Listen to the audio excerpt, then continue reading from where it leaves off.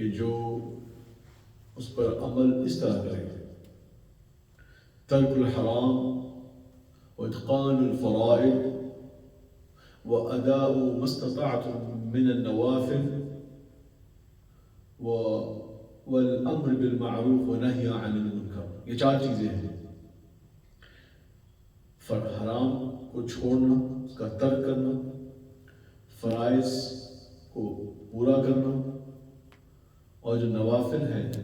جتنی استطاعت ہے اس کو ادا کرنا، اور چوتھا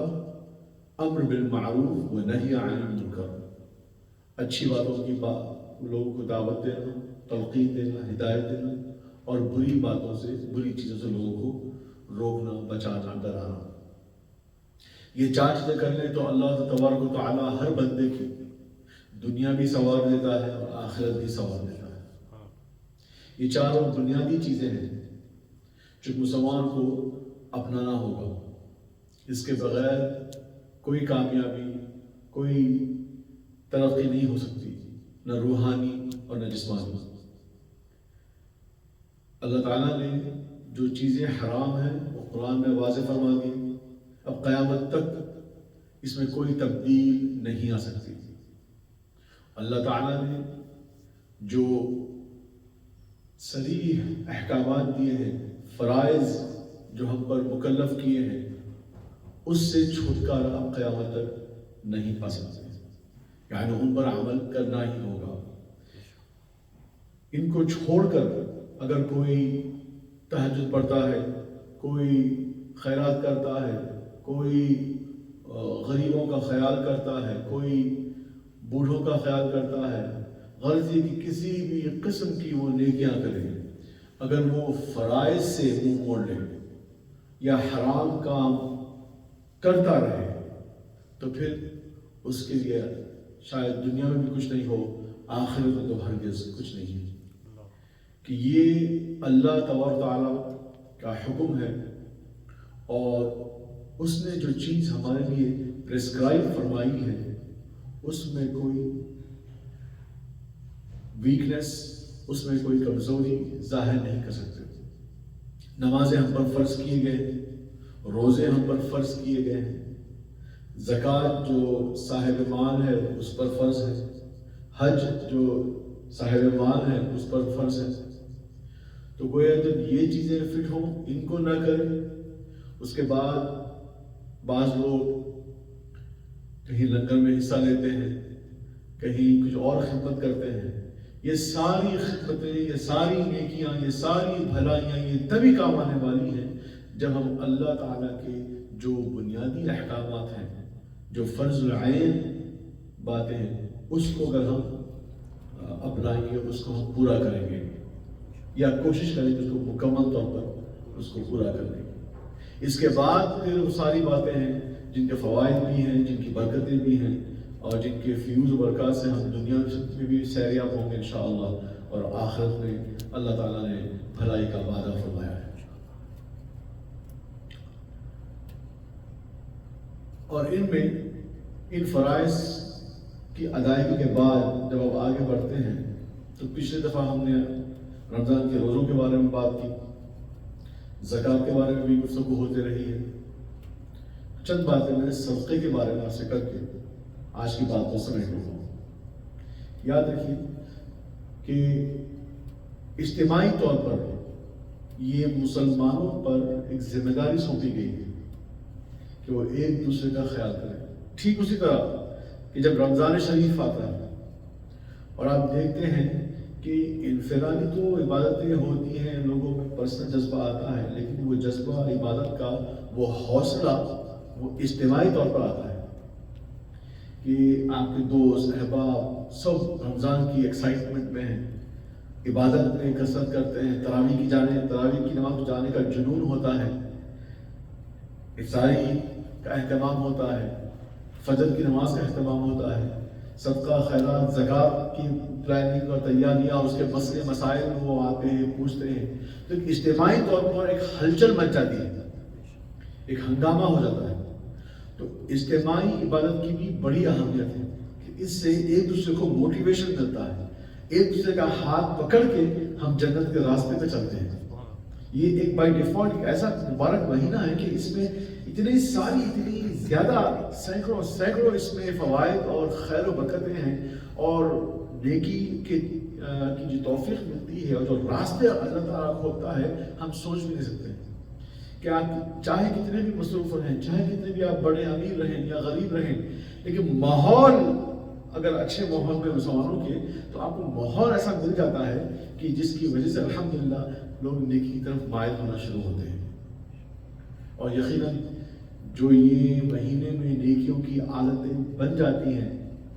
پھر اسی کو خارج رمضان بھی اسی کو اگر ہم اپنا لیں گے تو پھر دنیا بھی سنور گئی اور آخرت بھی سنور گئی. تو میں عرض کر رہا تھا کہ اجتماعی عبادت کا، اجتماعی کام جو ہوتے ہیں اس کے بہت الگ قسم کے اور بہت زیادہ فوائد ہوتے ہیں، اور ان میں سے ایک ہے صدقہ خیرات کرنا. ہر بندہ اپنی طرف سے کرتا ہے، تھوڑا بہت کرتا ہے، یقین اس میں کوئی انکار نہیں ہے. لیکن جب ایک اجتماعی طور پر ایک جذبہ پیدا ہوتا ہے کہ ہم نے یہ کام کرنا ہے. ہمارے پڑوس میں ایک غریب بڑھیا خاتون ہے، یا ہمارے پڑوس میں کوئی مسکین ریفیوجی فیملی ہے، یا پھر کچھ اور معاملہ ہے، اور جب لوگ آپس میں ڈسکس کریں، آج کل واٹس ایپ اور سوشل میڈیا کا زمانہ ہے، تو آپ دیکھتے ہیں کہ سوشل میڈیا پہ لوگ موبلائز ہو جاتے ہیں کسی نہ کسی مشن پر، کسی نہ کسی گول اور ہدف کو حاصل کرنے کے لیے. تو ہمیں بھی یہ دیکھنا ہوگا کہ یہ جو خصوصاً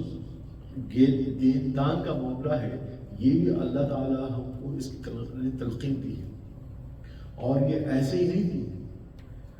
اللہ تعالیٰ نے رسول پاک کو بتایا کہ اپنی امت سے کہو کہ وہ صدقہ دیں، ان سے صدقہ لو، آپ نے فرمایا،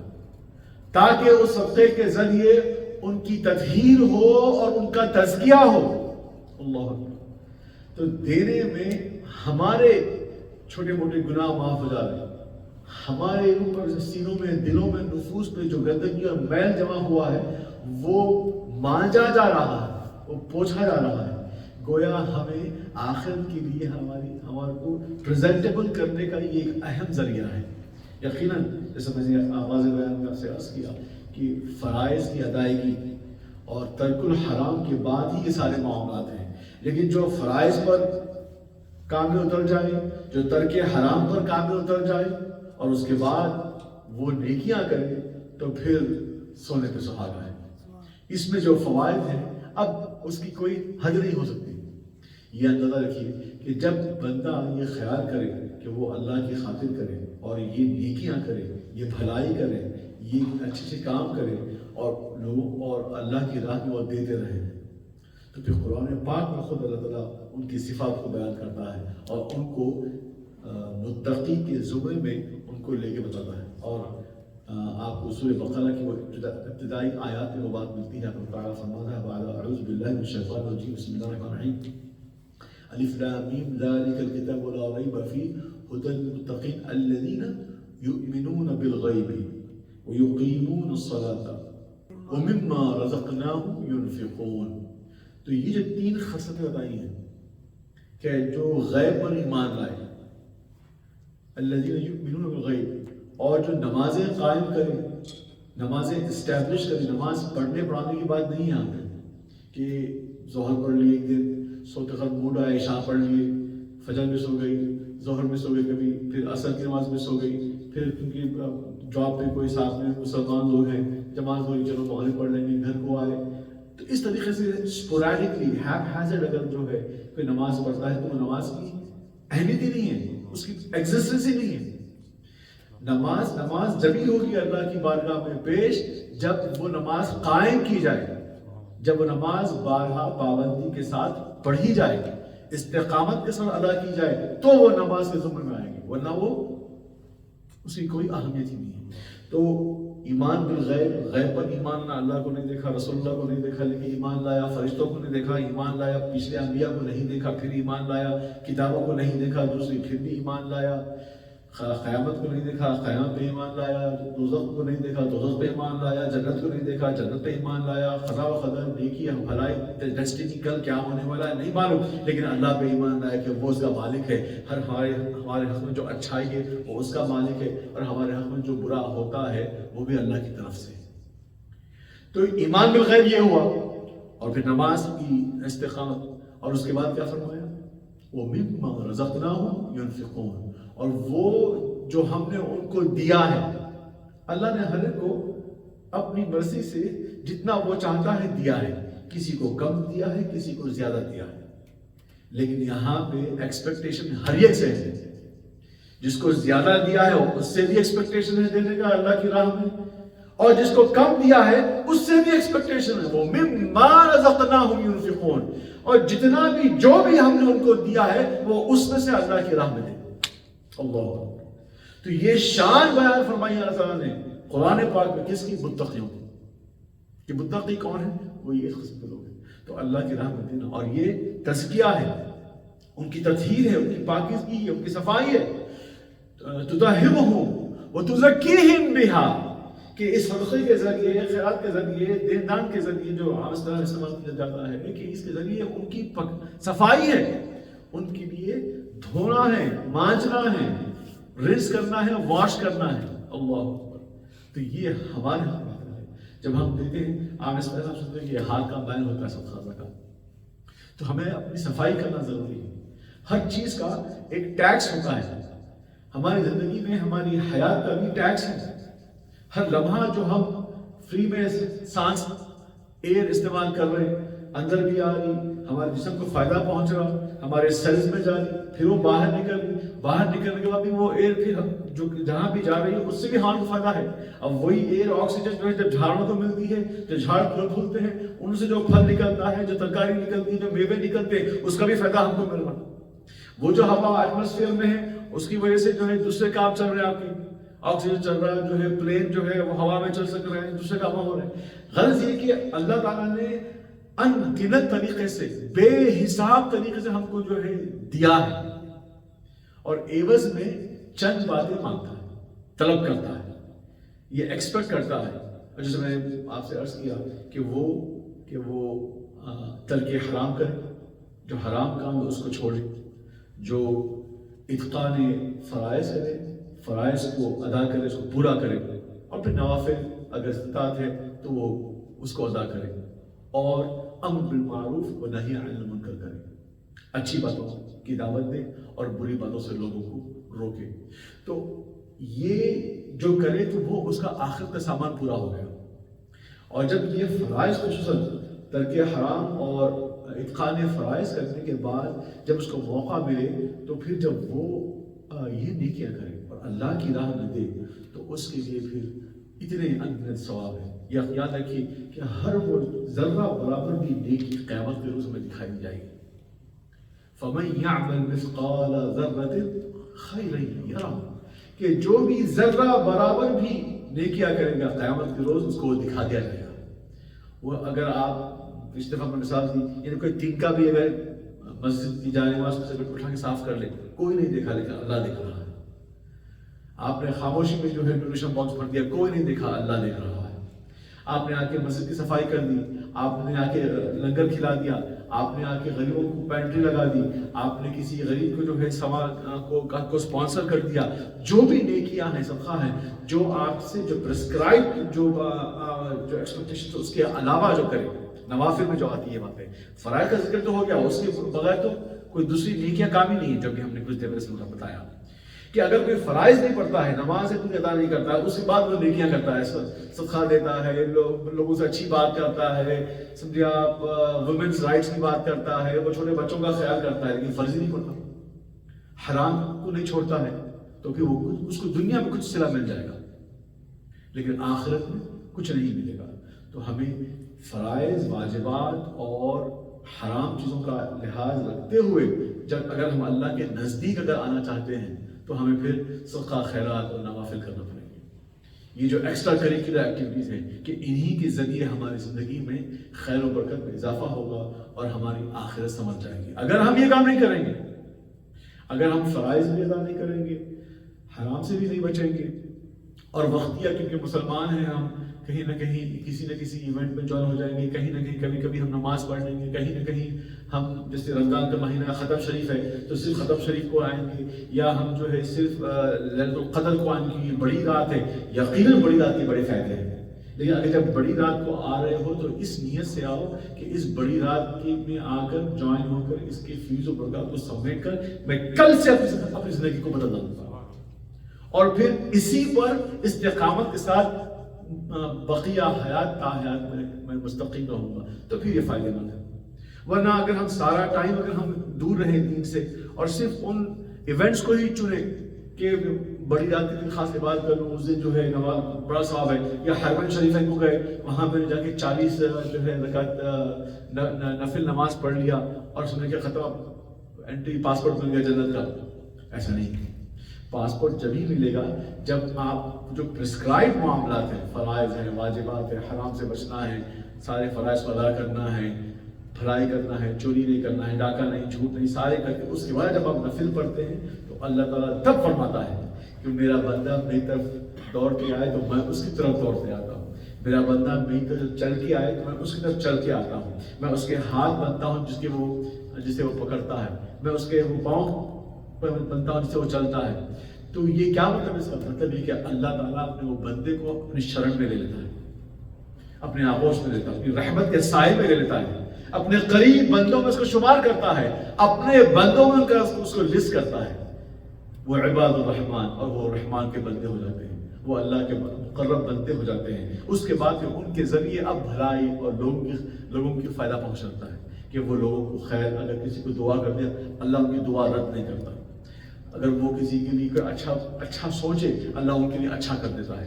اگر کوئی ان کو تکلیف پہنچائے تو گویا وہ اللہ سے جنگ کرنے کے برابر ہے۔ اللہ کب ہوتا ہے؟ یہ تبھی ہوتا ہے جب ہم اللہ تعالیٰ کے احکامات پر پورے اتریں اور اس کے بعد یہ ایکسٹرا کام کریں۔ تو یہ ایکسٹرا کام کرنے کے طریقے کیا ہے؟ یا وہ نوافل نمازیں ہیں، وہ صدقہ خیرات ہیں، اور یہ کھلی باتیں اللہ کے رسول نے ہمیں بتائی ہیں۔ یہ مسلم شریف میں یہ حدیث آتی ہے کہ رسول پاک نے صادق کریم نے فرمایا کہ کوئی ایسا خطبہ نہیں ہوتا ما خطبنا رسول اللہ خطبۃ الا امرنا بالصدقہ، کہ کوئی رسول پاک کا خطبہ نہیں ہوتا کہ اس خطبے میں رسول پاک صدقے کے بارے میں بیان نہیں کرتے۔ اللہ اکبر۔ تو ہمیں یہ سمجھنا چاہیے کہ جب ہم